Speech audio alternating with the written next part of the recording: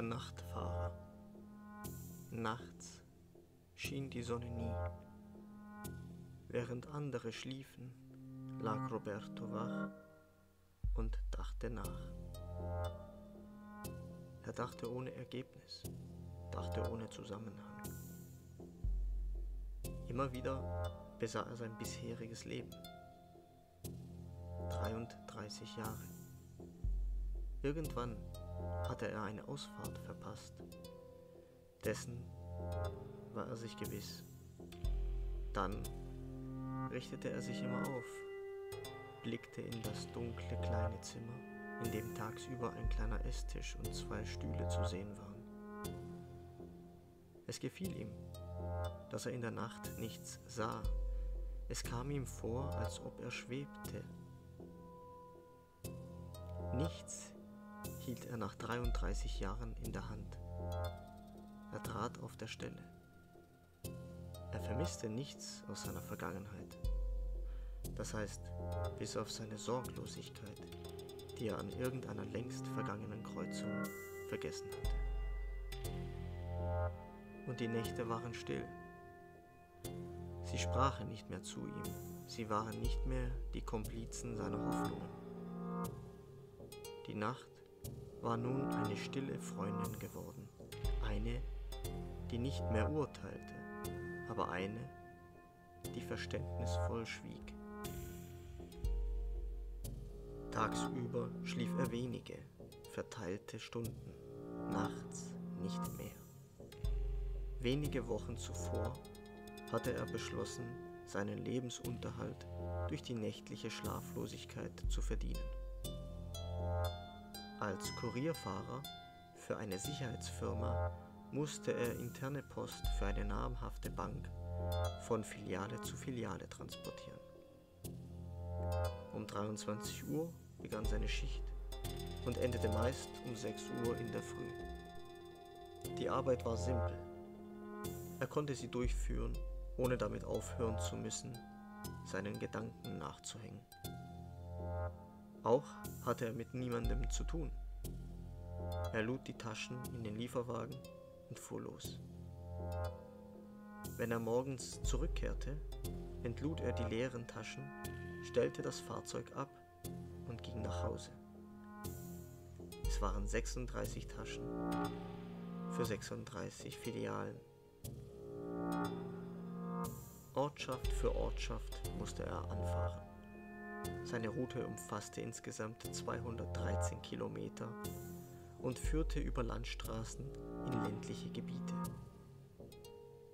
Er liebte die Landstraßen in der Nacht, vor allem ab 2 Uhr, wenn sie tatsächlich verlassen waren und es ihm vorkam, als wäre er allein auf der Welt, als würden sich die Sterne nur ihm offenbaren. Hier merkte er, dass es keinen Unterschied machen würde, ob er existierte oder auch nicht. Oft hielt er das Auto am Straßenrand, stieg aus und sah in den Nachthimmel, atmete die frische Luft ein, die von den Wäldern ringsum ausströmte. Kalt war sie. Roberto fühlte sich sicher in der Nacht. Keine Blicke von Menschen, keine Verstellung, keine Hintergedanken. Die Nacht kannte keinen Neid. Sie war nicht streitsüchtig. Sie war gelassen. Sie war hingebungsvoll und ließ alles geschehen, wie sehr er das liebte. Wie viel mächtiger als der Tag sie ihm erschien. Die Nacht hatte nichts mehr vor. Sie plante nicht. Sie hoffte nicht. Und dennoch, die Nacht war da und nichts machte ihr den Platz streitig.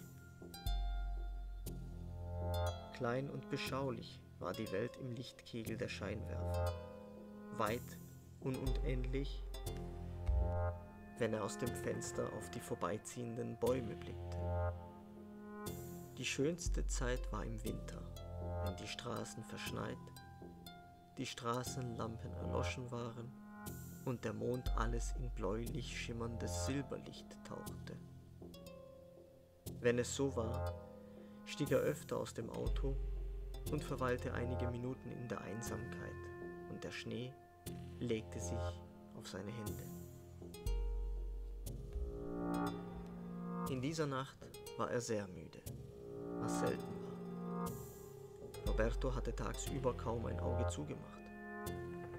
Doch er freute sich auf die Arbeit, denn er hatte sich die Bibel als Hörbuch gekauft und nun schon einige Nächte die Worte Gottes auf dem Weg durch die Nacht gehört. In dieser Nacht also bereitete er sich auf die Arbeit vor.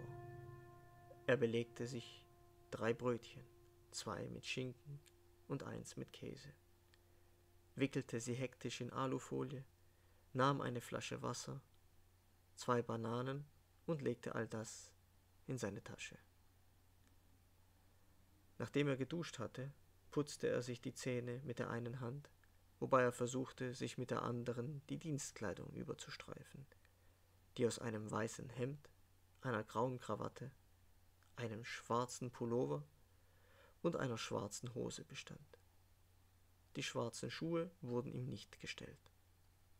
Er trug schwarze Sportschuhe. Mit diesen fühlte er sich sicherer. Sie würden ihm ermöglichen, schnell zu laufen, falls es einmal nötig sein sollte.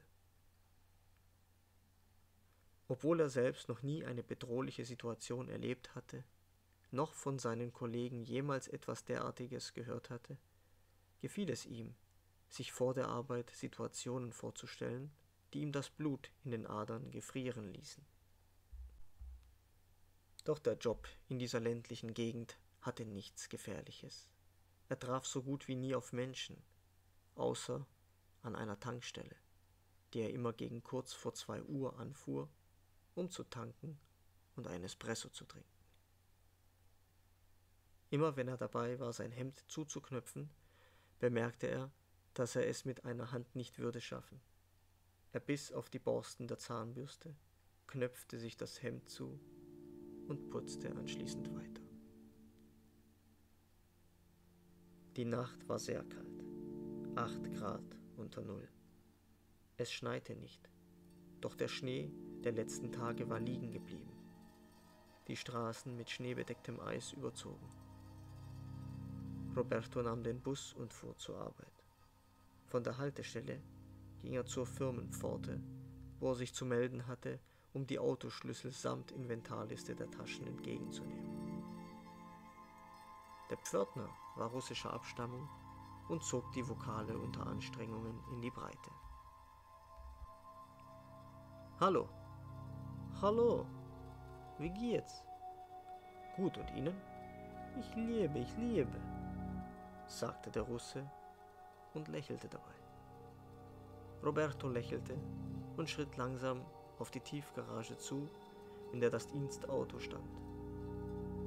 Ein schwarzer Rover, Kombi, schlicht. Er lud die Taschen ein und fuhr aus der Tiefgarage auf die Straße.